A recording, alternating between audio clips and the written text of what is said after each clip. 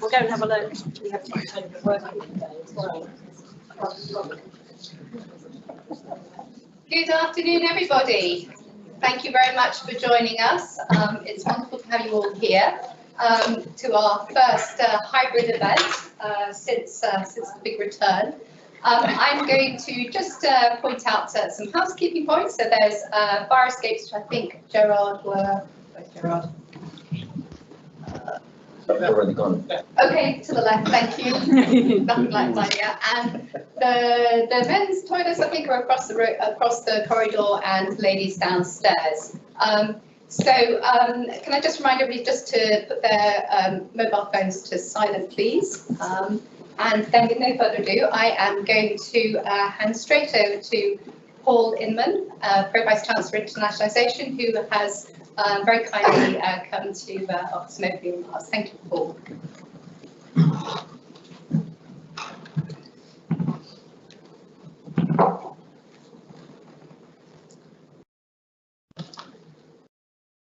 So, like a lot of you, I'm just trying to get used to the idea of doing something in a room that's not my bedroom at home. So I've been at Reading a year, and this is my first time in this building. But I think I've done about, I said 6 face-to-face events in the space of 2 weeks. So I'm kind of getting used to it, but I suppose like you realise that you've lost a sense of how you used to do a lot of things you didn't even used to think about. So, hey, here we go. I have some formal things to say.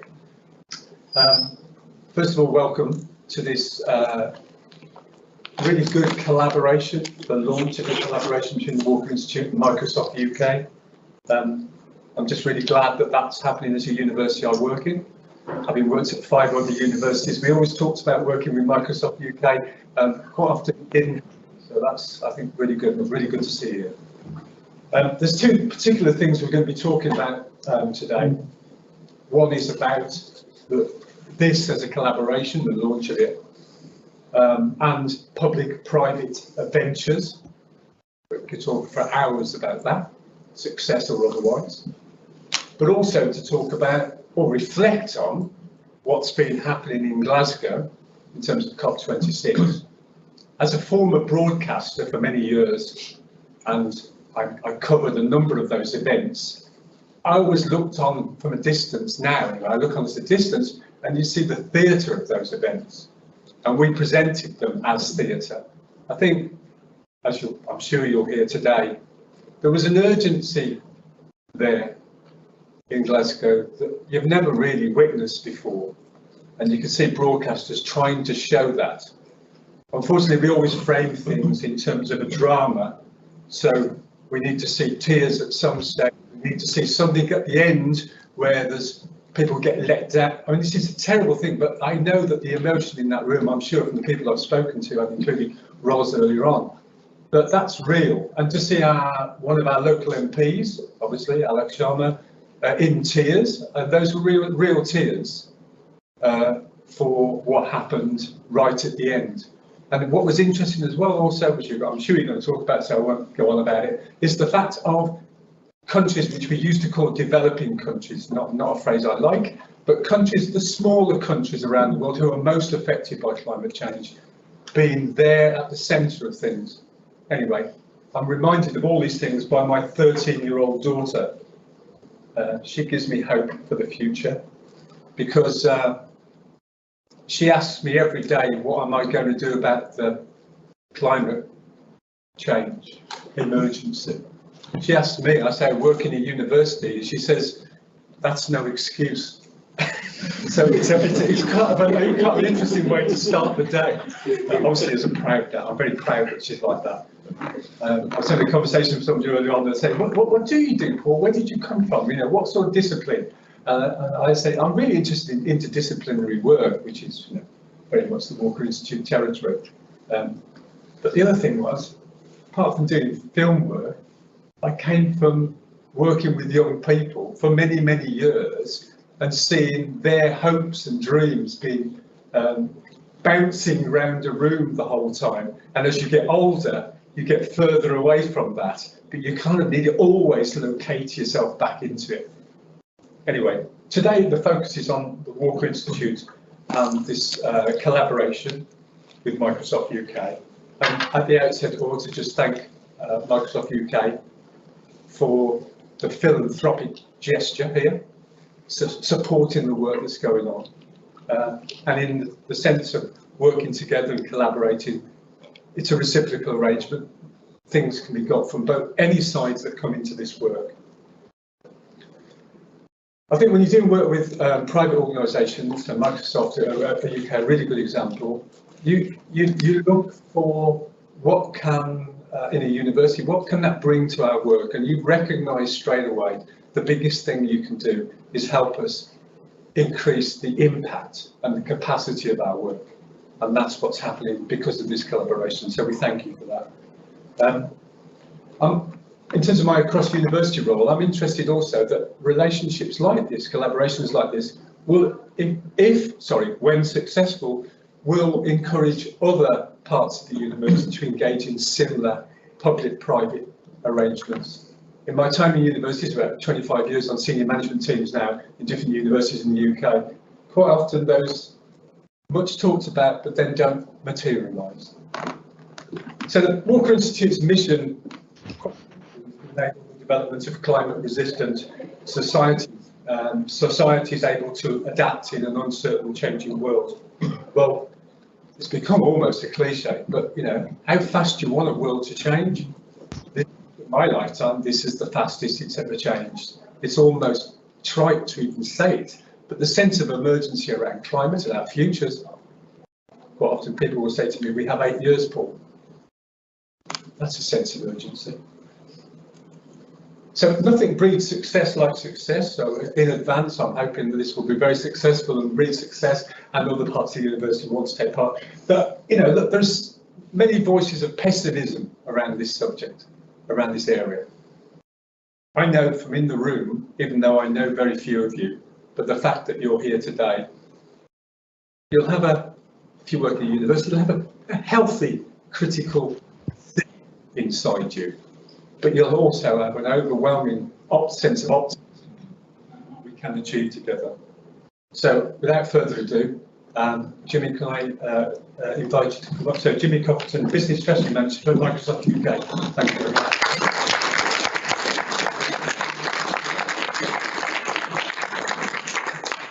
Hello everybody, thanks for having me today. I'm from Microsoft, so it's very weird for me to talk and not have slides. We have slides for everything in Microsoft.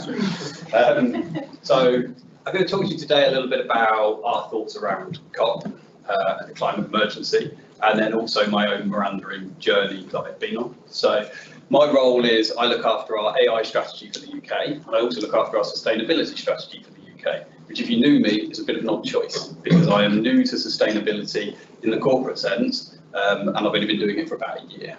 I think the reason they wanted me to do it is because I'm exactly the sort of person they're trying to get to change and think differently. I'm very sustainable in my own life.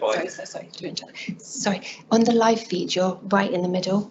It's always where I like to be. So in my own personal life, I'm very sustainable. I cut out the back of envelopes to do notes and silly little things like that make a difference to me. But what I hadn't done is make a link with sustainability and the business world myself. And I think that's a challenge a lot of us face. So when we think about Microsoft's messaging in this space, we thought about what's important to us. And we've come up with 3 M's because our Chief Environmental Officer does everything in 3s. So everything good comes in 3s apparently. So our focus is on the meaning of net zero. So this is getting everybody to talk in the same language about net zero. Think about it in the same way.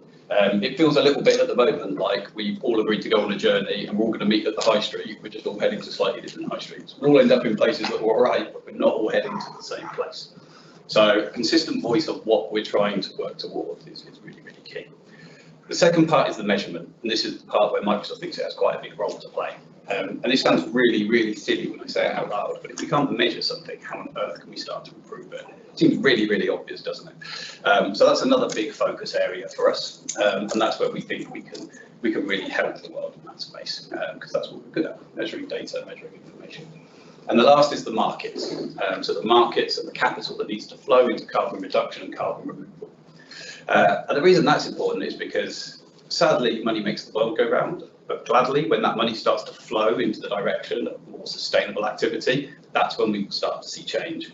And you can look at that as a negative, that we shouldn't be focusing on the money, and that's greed. But if it plays to our advantage to achieve the change we want, then I think that's a really, really good thing, and we should exploit it.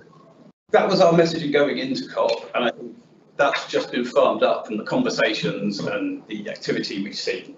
So on the market side of things, we're now seeing commitments of $130 trillion starting to go out of traditional investments into more clean investments. Now, what that will look like and how that will happen is still to be seen, but we're starting to see traction in that space. On the meaning side, we're starting to see more quantitative measures with the reduction of methane gases and putting numbers on it. So we are starting to see traction in this space.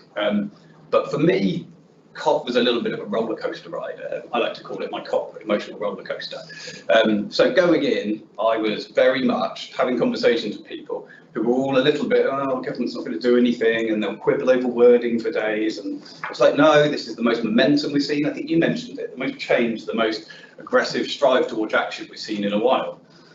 So I was very, very positive. And then coming out of it, I started to see the announcements, like agreeing to stop deforestation. You think, it's a bit obvious, isn't it? And just seeing statements that felt a bit obvious to me and lackluster.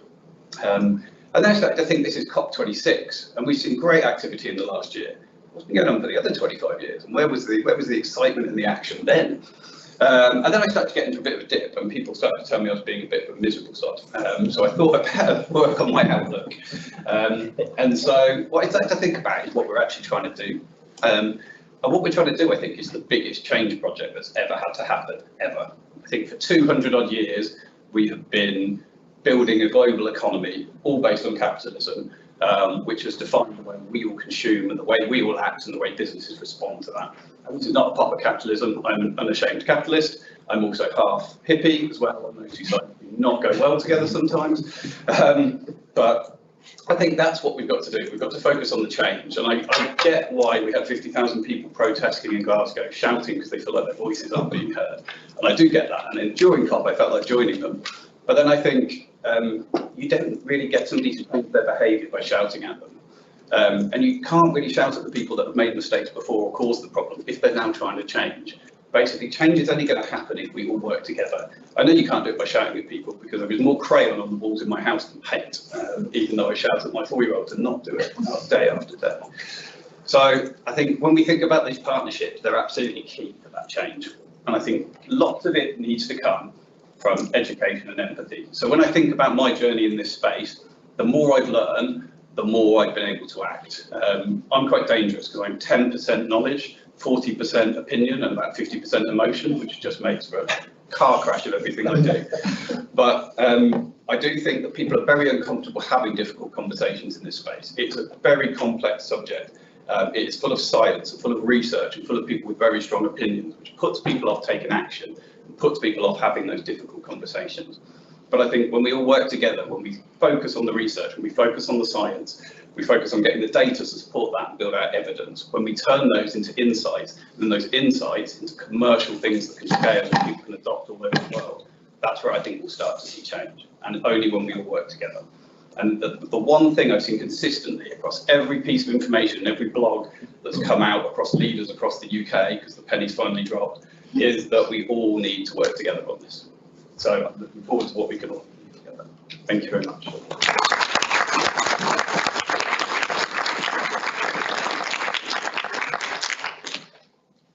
Thanks, Jimmy. That's brilliant.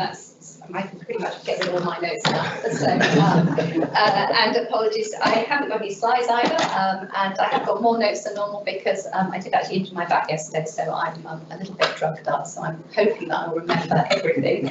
But I just want to say thank you.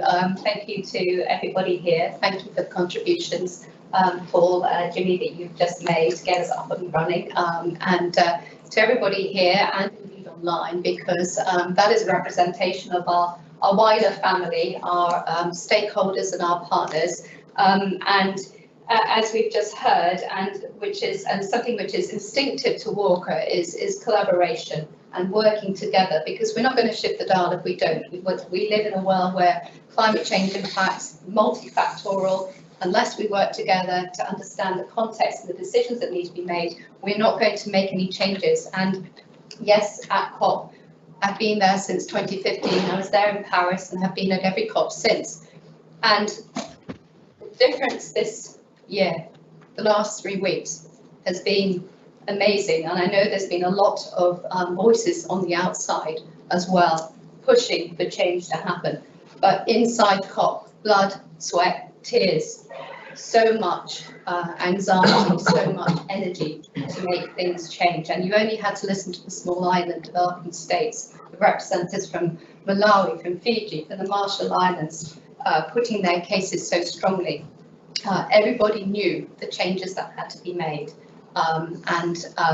It was, I know that in that very last hour, when we saw the deal proposed by India and China, that there was a palpable sense of, oh my gosh, but there were significant changes that happened in this COP, which I've just not seen before, which gives me hope. And part of that, throughout the COP26, throughout those 2 weeks, the engagement with the private sector had changed palpably. It was amazing, both inside and actually outside COP at the industry hubs that we're all privy to. So it is, I'm convicted, as many of us are, that we absolutely need these public-private partnerships if we are going to realise the kind of impact that we need to see. Impact at scale, impact that's sustainable, impact that's systemic. We can only do that together. So I'm just thrilled that we've actually managed to launch this collaboration. It means a huge amount to all of us. There are mutual benefits to be had, the way we can harness our science, our expertise together to really enable people to move towards the adaptation choices that they want to make, so that we can work together to create the type of appropriate and inclusive technology that people need, that's centered around their own risk. And that's a really critical part, and that's where we have a lot of work going forward. So thank you for this collaboration. It is exciting. Thank you for joining us as part of the Walker wider family. I do appreciate that. And, you know, it has already started at a run. The collaboration is only a few months old, really, but we have already been together working in the UK Pavilion. Alberto and I convened a fantastic event with spanning continents. We had two of our close intergovernmental partners that we work with, ISIMOD from South Asia and the African Union Development Agency, all working together and meeting one another and meeting up with Microsoft as well, thinking about what is appropriate in terms of technology, what can we do together that really centres the decisions and what we're creating around the people who are experiencing the risk and who need to make the changes they want to make. So I'm very delighted that this has all got up and running. We've also been, we're now looking at the development of a master's program together that brings our unique expertise and strengths all together. That's from meteorology as well as computational sciences as well. So there is a lot of work that's already bubbling through, and I'm sure that there will be many new and interesting paths forwards. And this is a collaboration that started with Walker, but it's a collaboration that can ripple out and spread across the university, and that's why it's lovely to have everybody here to think about what it is that we can go on forwards with together. So I'm going to finish there actually and take a seat, but I'd like to hand over to Peter. Peter is the chair of the board at Walker Institute and also a professional communicator, so I'm very glad that you're here, not to sort of, you know, raise the bar a bit, Peter. No pressure. No pressure ever. But let me hand over to you, and thank you, panelists.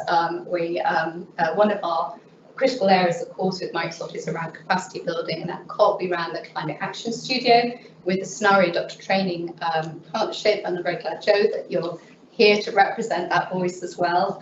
And of course, I can see in the audience, it is brilliant to have you all here, and from Gidai as well. So thank you, and Ida as well, who's joining us online. COVID moment has Ida, who's the newest member of our board from the UN, former chief of staff of the UN Economic Commission of Africa.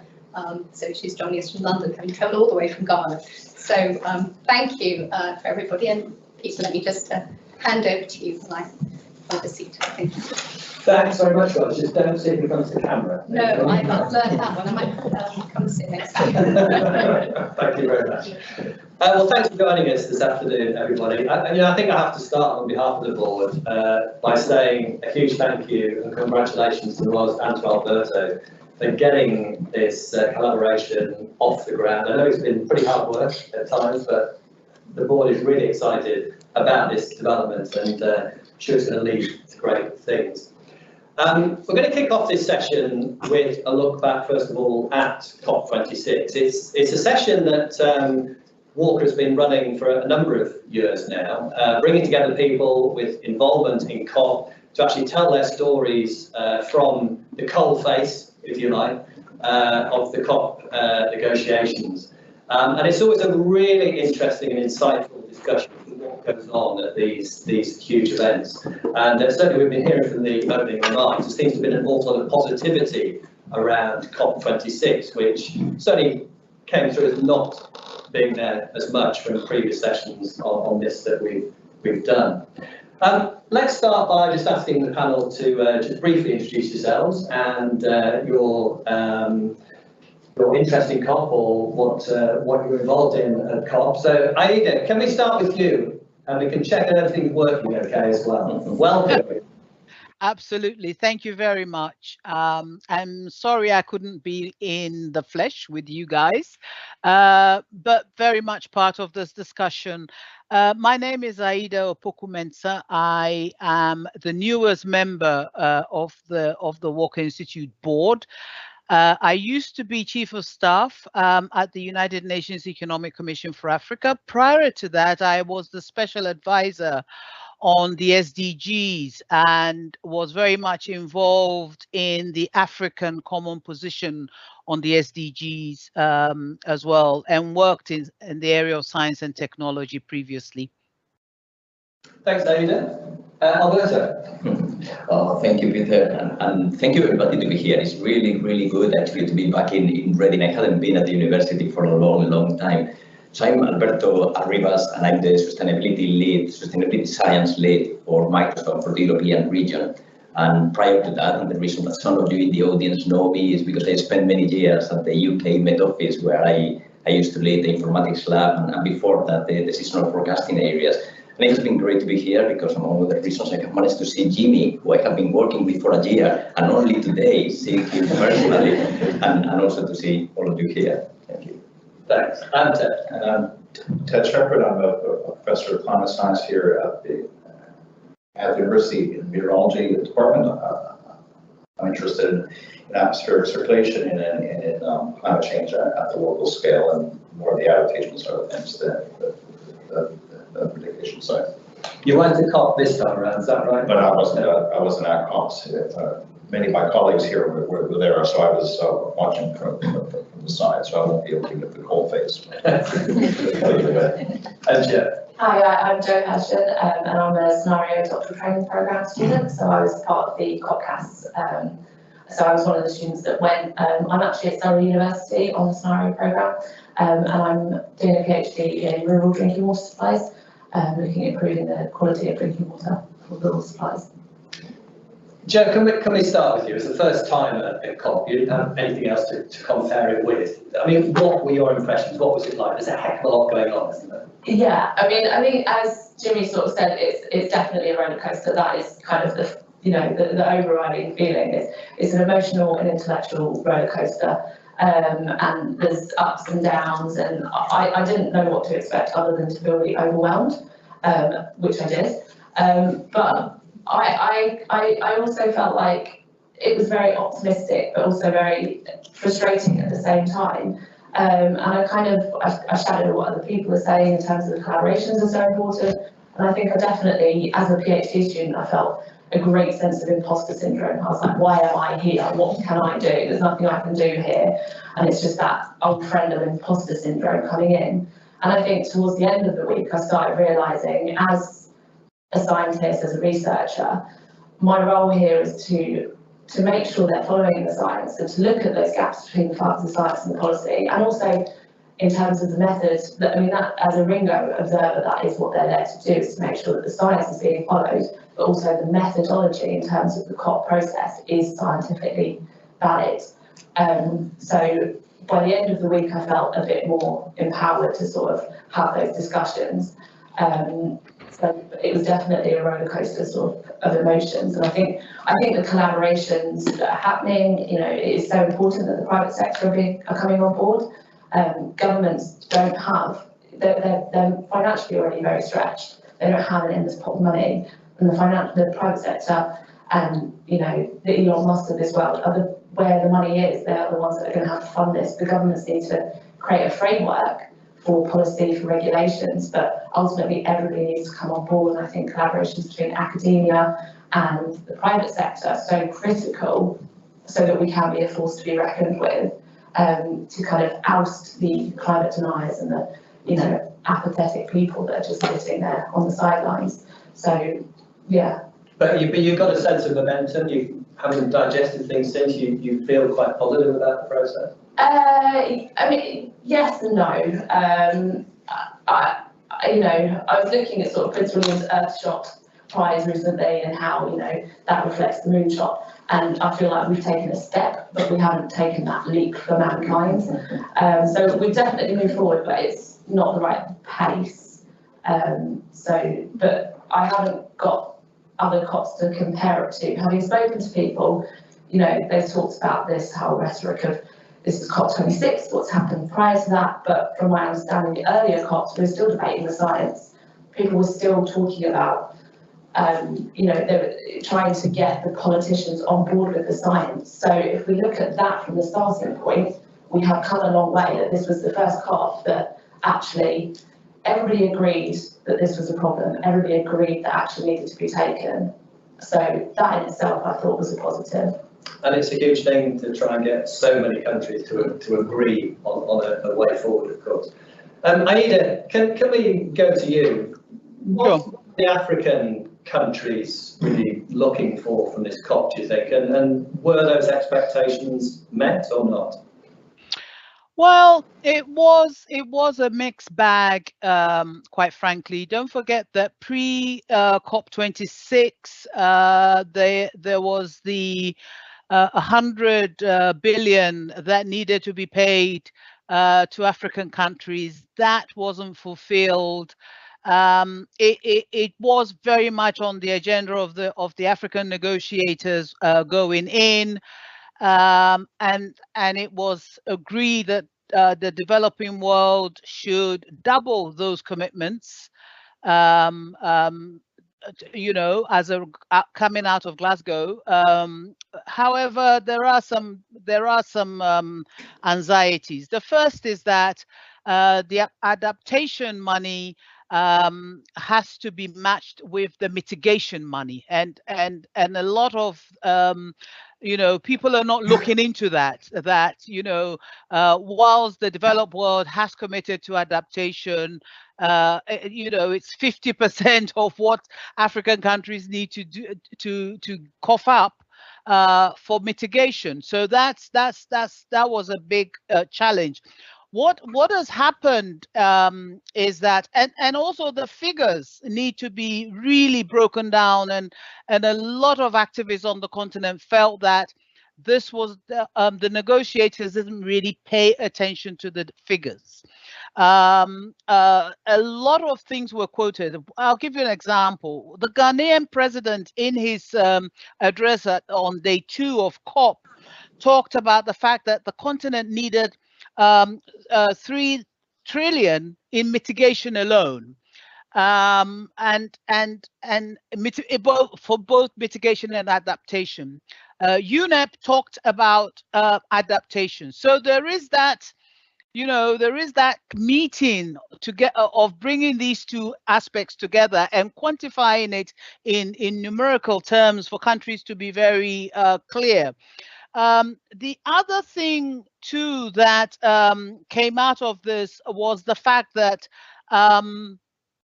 the African countries right now, as a result of COVID, have a lot of debt, and the discussion on the table is debt forgiveness for them to be able to deal with both COVID and the climate crisis. And none of these things were really resolved, and some pledges were made. But again, you know, for me, one of the drawbacks and one of the frustrations, having worked for the UN and having gotten African countries involved in the COP process, is that it's not binding. A lot of the decisions that are made at COP are very much voluntary. So, you know, it was a mixed bag for African countries, I must say. Okay, thanks, Ada. I mean, all the things you're talking about there essentially are coming down to money, aren't they? Yeah, at the end of the day. Yeah. Yeah. Ted, I think this idea about that Ada mentions about promises not being binding, I think perhaps strikes a chord with a lot of the public watching this process as well. You know, we're going to end deforestation, we're going to reduce emissions by this amount. They're pledges, but just, you know, how firm are those pledges and how easy is it to get out of that? What sense did you get that from this particular COP? Well, I'm certainly, no, this is kind of beyond the climate science question. It's more the psychology a little bit, isn't it? But I have the sense that forcing binding commitments hasn't really worked in the past.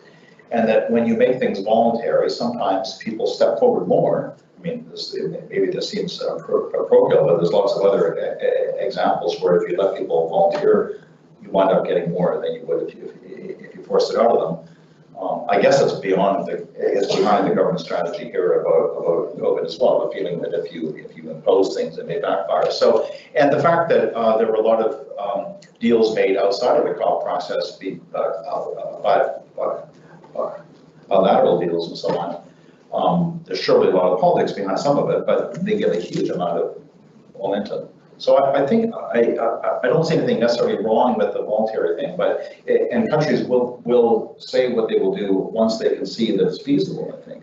So part of the goal is to build the sciences, as Joe said, and show the capability and bring the private sector in where the resources are to start making things possible. And then I think governments will just promise what they know is possible, but what they know is possible is very much up for grabs, isn't it?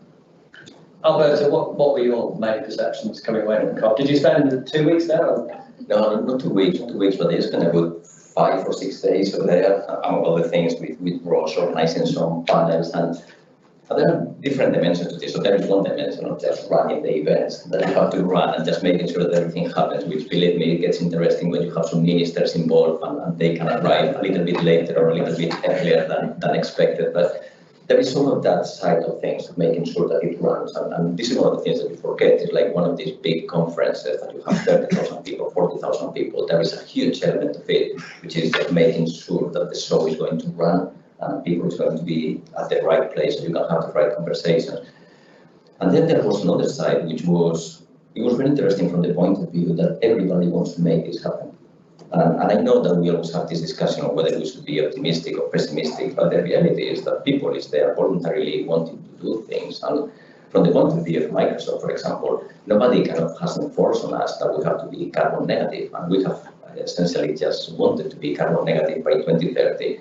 And we have gone with these messages in terms of the meaning, defining standards, and defining what it means to be net zero, what it means to have an offset. And everybody wanted to talk about that. Everybody agrees that there is something that we have to do there. And this is one of the reasons why this collaboration really matters, because science is needed to do that. So you need science to define what it is that you are going to try to be doing.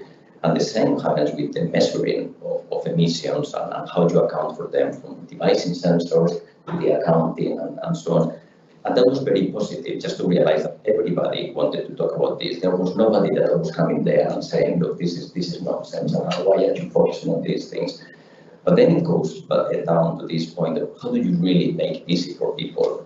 And this is how you create the tooling, how you create the science, how you create the markets that really make it easy for people to try to do it, because we have quite a lot of conversations like that, and Jimmy can tell you a lot of examples of people that come to Microsoft, for example, and say, yeah, I want to essentially cut my emissions, I want to be part of the solution, not part of the problem. How do I do it? And it's making sure now that we can do all of that and create standards, create everything together. And I like this strapline that sustainability really is a team sport, because this is not something that is going to happen just because the government says, or an academic publishes a paper, or a particular company. It doesn't matter how big it is, just decides that something is going to happen. You really have to find ways of having that conversation. And in that sense, COP was very positive, but it's a step in a longer journey. We shouldn't see it as a kind of a win it all or lose it all. It's never going to be the kind of the final of the Champions League. It's not like that. It's much more kind of a step, and there is another game that has to be played tomorrow. But would you say that this is the first COP where you've really seen a big buy-in from the private sector, from business? Yeah. So this is, for example, the first COP in which our senior leadership, the Microsoft president and so on, were there. And there were a lot of senior leadership from businesses that were there, were present, were physically, they had traveled to Glasgow. And that gives you an indication, actually, of how important it has become and how voting everybody is. I thought it was interesting as somebody with a media background, seeing the amount of media coverage because it was being hosted in the UK that you wouldn't have seen at previous COPs. A lot of the same correspondence there, but obviously, they get much more feed into the main bulletins, etc., because it's taking place in the UK. And I think, a reflection that I saw this morning, Ipsos Mori poll, UK public main concerns, and for the first time, climate change and environment is topping that poll. And that's a 16-point increase from September to October. It's now 40%, with the second place concern, pandemic, at 27. So it seems like public awareness, if nothing else, is certainly being raised. Ted, would you agree with top here? Absolutely. I think, as I say, from a bit of the outside, it always seemed that it was being left, the climate negotiations were being left to the experts, if you like, but now everyone feels that we all have to be part of it. So that's a really healthy sign, because it's always been, climate change has been there, but I think it's usually 4, 5, 6 or something. It's never been quite top to the top, and obviously there'll be a bubble, but hopefully it'll stay up to appreciable. And Joe, I guess people were saying that other countries are reducing their emissions. It wasn't just about the UK. Yeah, I just on the sort of media note, that was one statistic that Ringo came out with on the last day, was that in terms of the inclusivity and how this COP there'd been an increase in the number of observer passes. I think it was a 77% increase in the number of observer passes, but of that, 232% increase in media passes. And so there was actually a lot of criticism on that for all there was more observers, they weren't actually in the room. It was, I suppose, the delegation of distribution of passes wasn't in the right direction. So there was criticism that actually was too many media passes. But as you say, then you get the message out more broadly. So I suppose there is a balance that needs to be struck there. Yeah, so I just wanted to add that point. Because we have to take the public along with the story. That's the way it's going to happen. Can't do it without it. I'm conscious of time. I think we really should talk more about public-private collaborations, as that's what we're here for today. I think, Ada, perhaps I can start off with you as we slightly change tack.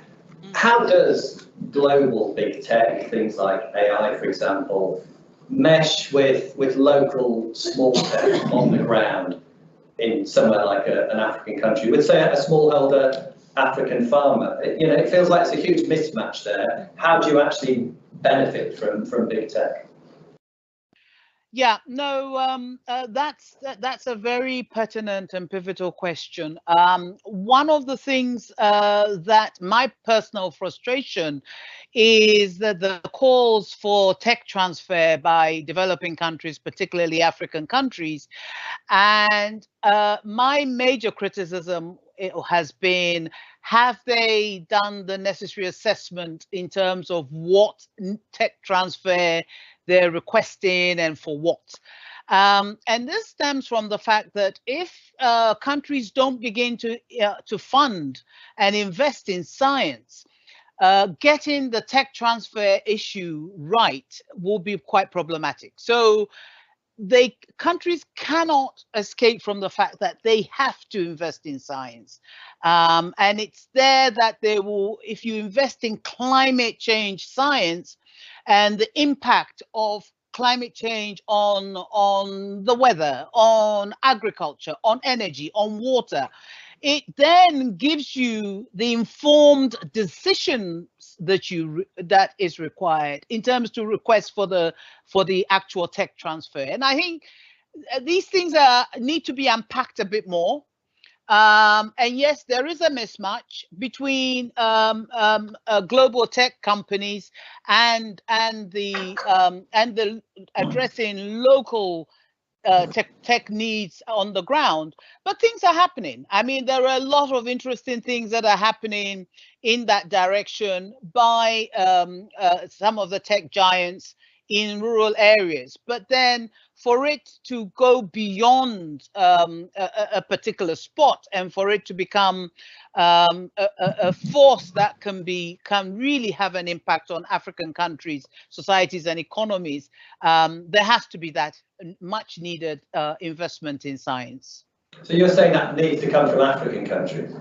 Yes, I think the African countries need to make that commitment in the same way that they made the commitment to find resources to fight COVID. They need to be able to find the resources to invest in climate change science. One of the things, for instance, that came out of COP26 amongst Africans is looking at debt for climate swaps, for instance. So the countries can go for debt swaps and be able to invest those monies in combating climate change. Now, as far as I'm concerned, combating climate change, you have to start by investing in science and even in your technologies that are required. Alberto. No, I think Ida's words are very wise. I mean, with this, you can do a lot of things, and technology is developing continuously, and we are launching big programs, and some of the programs are very much on the ground. Like, for example, increasing access to broadband, and others are kind of wider programs. Like we have a program with the planetary computer to facilitate people kind of using and manipulating data and so on. But for example, at COP, I was presenting an example of a project that happened as part of another initiative that we have, which is the AI for Earth grants, in which we provide grants, and that has been more than 800 in over 100 kind of countries. But one of these examples is from Brazil, and they were using the infrastructure that Microsoft provides with this planetary computer to train machine learning with data that they have collected and developed there in the region to do predictions of deforestation over the Amazon region. And this is the key issue. So it was coming with local knowledge, it was coming with local data, and it was being done in such a way that it could lead and liaise with the local stakeholders, because they wanted to work with the government, they wanted to work with organizations there to use this technology to fulfill the needs that they had. And this is the key here. So it's not going to happen just because somebody in Seattle or New York or London sits down and creates a machine learning algorithm and just deploys it in the internet. You really need to have that interaction and link with the people in the ground and be able to do it in a way that it kind of works for them. And this came out in the panel that Ross and I were running in COP with representatives from Africa and Asia. The need for the technology to be essentially tailored for their needs and to have people in the crowd that co-develop the technology to really make it more impactful. So that's one of the things that really we want to work hard to make sure that it happens.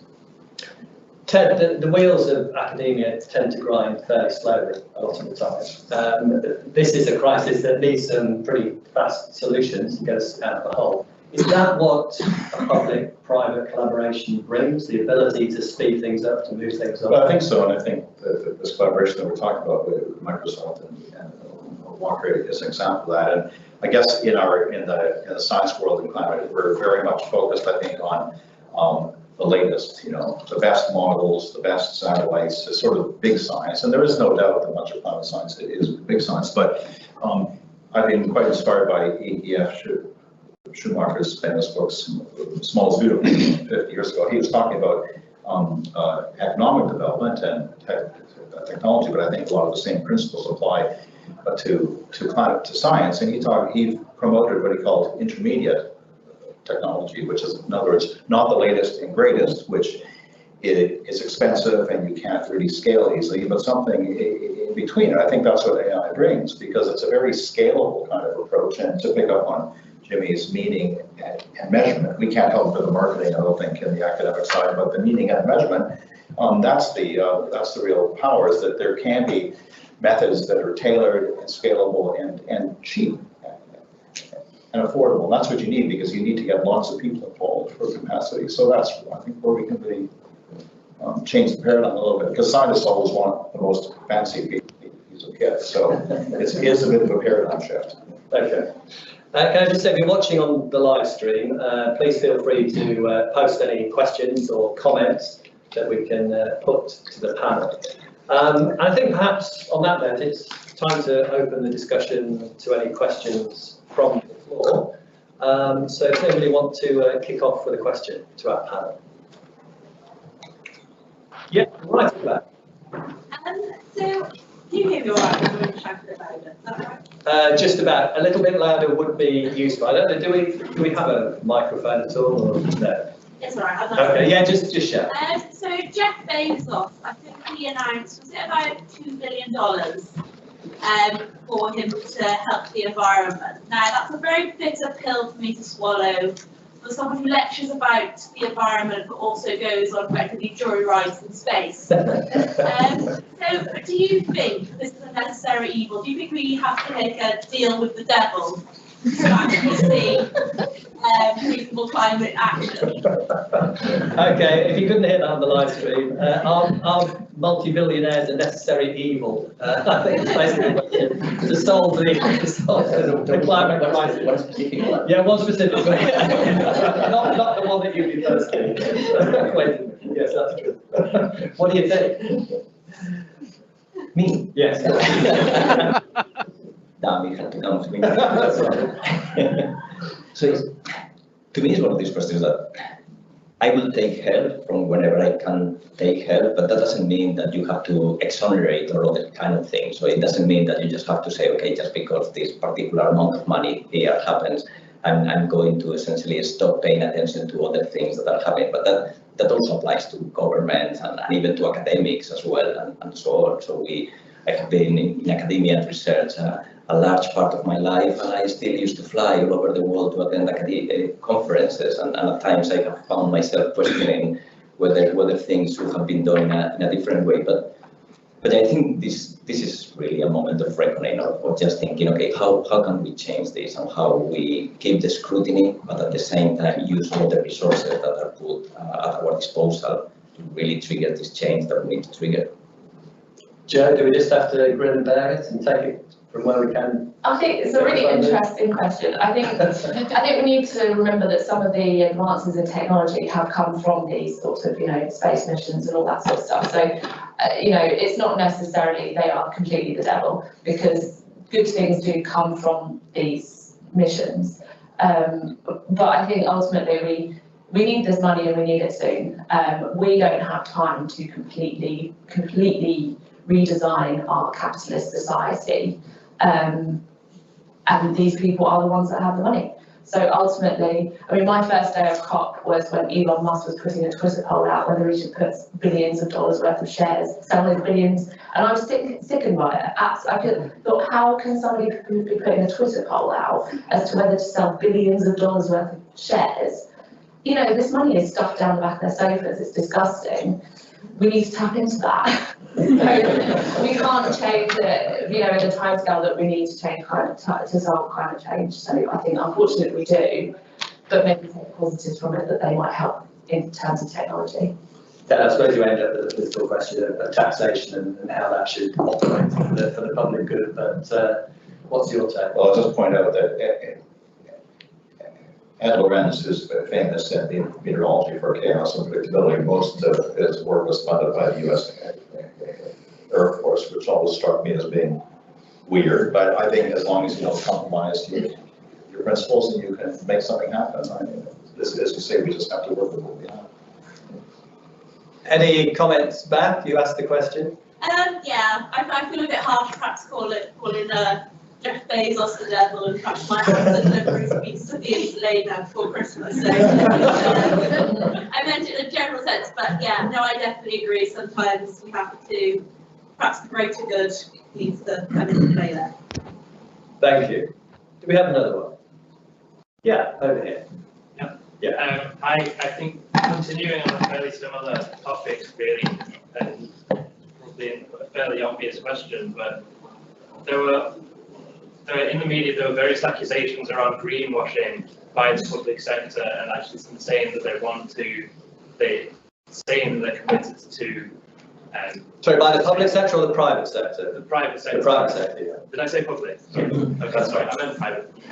Yeah, greenwashing, and I guess my question is just, how do we ensure that investments and these kinds of collaborations with the private sector are held accountable? And as we are in an academic setting, this is private academic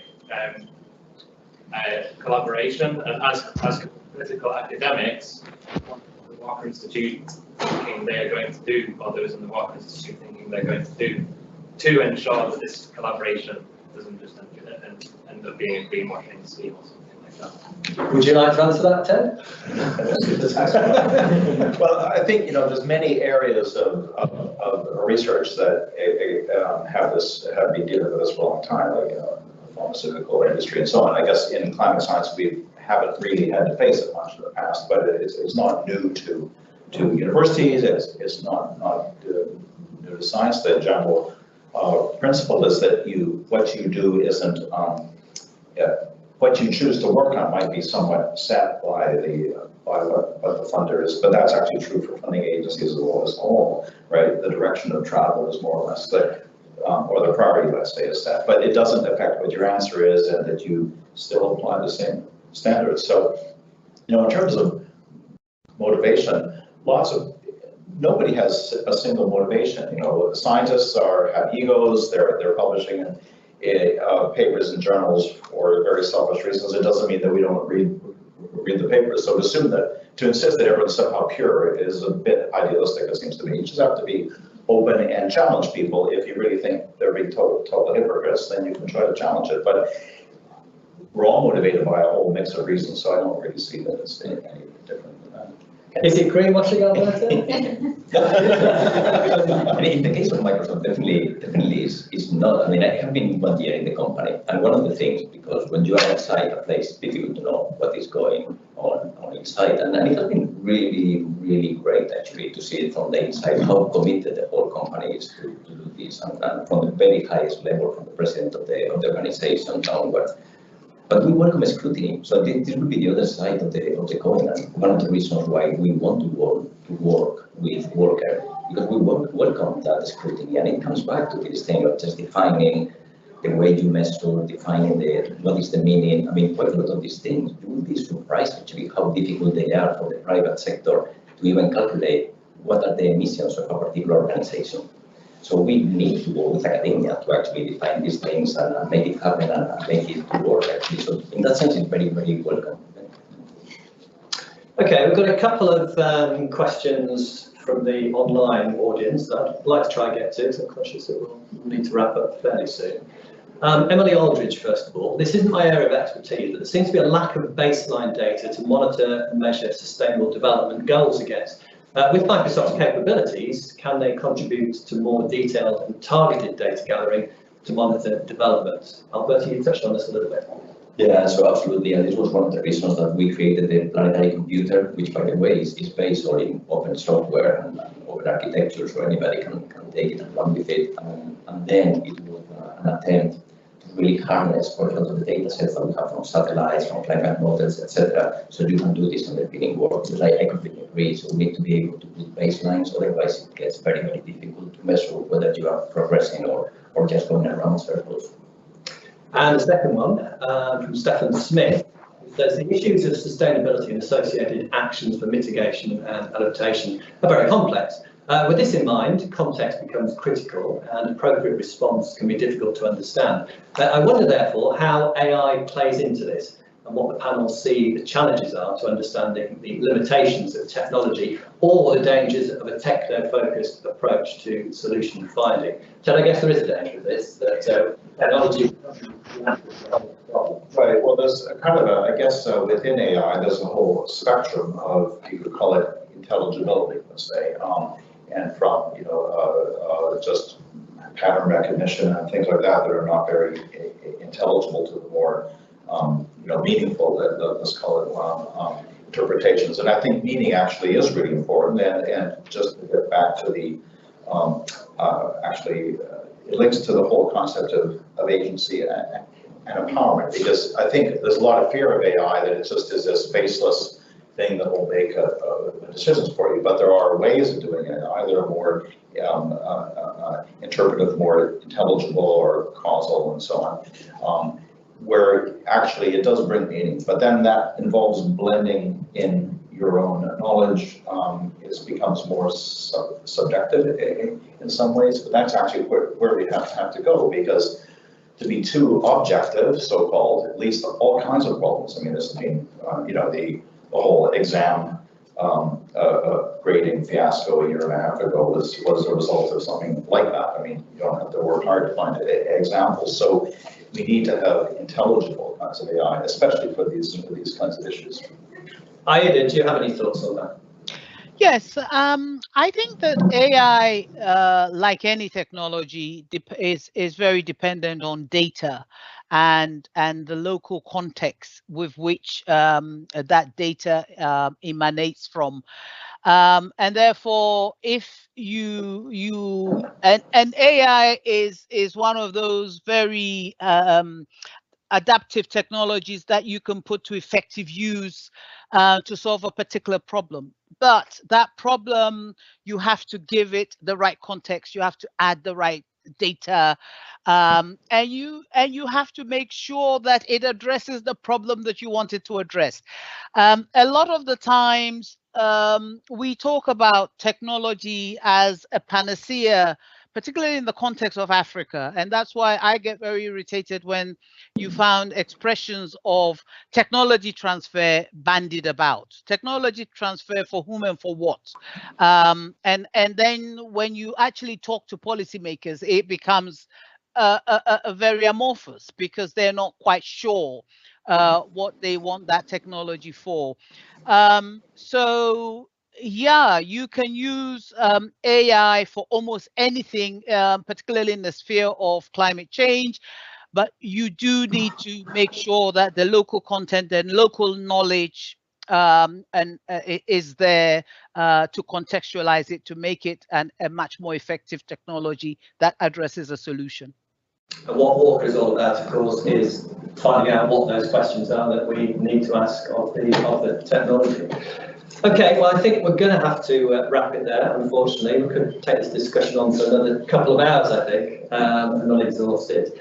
Before I hand over to Ross, just to close the session, I just wanted to share this observation from one of the Walker Climate Action Studio students who was attending COP. It was posted on the WhatsApp group, which I ended up the part of, but it really made me think. It said, a lot of conversations I've overheard this week go, young person says something relevant to the topic and the future they'd like to live through. Older person goes, yes, I completely, wholeheartedly, totally agree with you. But, and I can't tell if they're not listening or jaded about the changes that can be made, or they just know more about the topic and know that the thing that's being suggested isn't possible. Well, I think we need to make more of those things possible. I hope this collaboration will help do that. Can we give a big round of applause?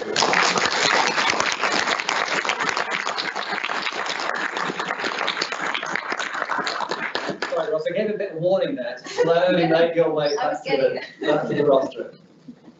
Thank you very much, everybody. That's fantastic conversation. I want to pick up on a couple of things towards the end, but before I do that, I think, and I'm just going to look at the tech team around here. Have we got a film to show? We do. Wonderful. So our climate action students were given an additional task on top of all the other things they do over a 4-week period which was to diarise their involvement with COP and to bring it together in a short film as to how they felt about COP at the end. So I'm very pleased to be able to, everybody disappeared, they want to see the film. I'm very pleased to be able to show you the winning film, and I'm going to ask Jimmy, what was my to be able to present a prize, our climate pack. So we'll watch the film to start with. A COPcast experience. So I found the COPcast experience really valuable. I found it sort of gave me a way of accessing COP that I think if I hadn't done it, I wouldn't have gained the level of insight that I did. COP itself, I found very confusing. There was sort of so much going on. But I think if I hadn't been doing COPcast, I would maybe try to read the news articles each morning, but I just wouldn't have gained any sort of depth of insight into COP itself.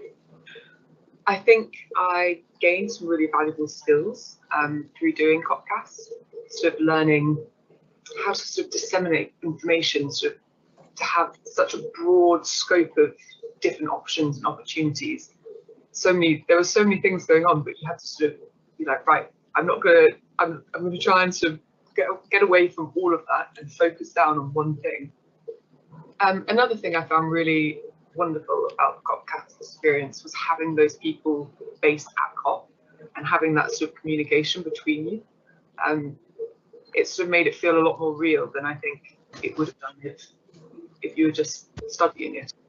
Another thing that was great is just knowing that you're in a room full of other people who care about climate change and are all sort of actively there wanting to know more and work out ways to help prevent it. And I think that's the sort of really exciting thing about COP, because it is that meeting where it's sort of like, how are we going to do this? How are we going to find our way sort of forward with the fight against climate change?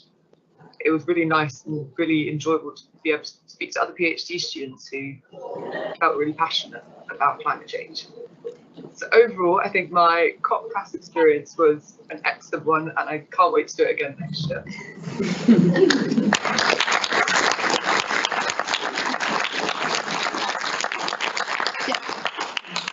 Jessica, come on down.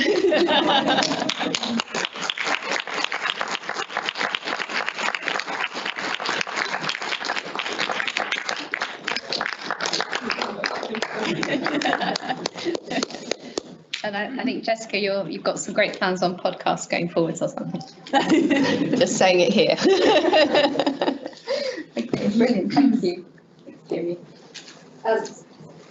Okay, so just in terms of closing, there's been some brilliant things that have been said through the panel, and I think just focusing on how do we implement, how do we really be involved, how do we make the science count and make a difference? Working with, we were working while we were at COP, and then before and going forwards as well, working with the country delegations who are keen. They need to know, they want to know how to implement the changes that they need at their country level. How do they actually really do this? And so at Walker, we're very much involved in 4 pieces of a puzzle, which are so very important if we're actually going to harness our science effectively. And unless you do all 4 elements, you're not really going to get to the point where you are able to make changes we believe. And this goes back to the points that Ida was making. So it's very much about, we need the interdisciplinary research. We need to understand how we can, what the multifactorial impacts of climate are in terms of people's own support systems. There has to be work around governance issues, bringing different agencies, government agencies together. There's also very much the capacity building, enabling people to be able to use the data, multi-sectoral data that's needed, be able to interpret it, and then pull that forward to actions. And then there has to be very much the piece around the data and technology, but centered around the decisions that people need and want to make in terms of how they understand their own risk, how they need to manage it, which goes straight back to Schumacher. and the intermediate technologies. So it is, I believe, by bringing all these pieces together into play that we can actually really make changes happen. And underpinning all of that is collaboration, is relationships, those partnerships.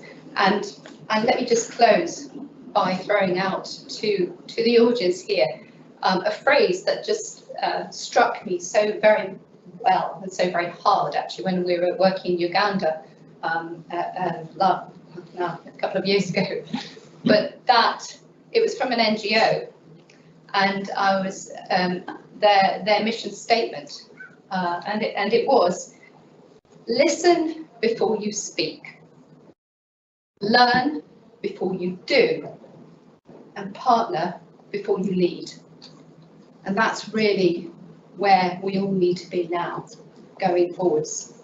So I'll leave that with you and invite you to enjoy a drink downstairs, some canapes, and to get to know each other, to talk, listen, learn, and partner. Thank you, one and all.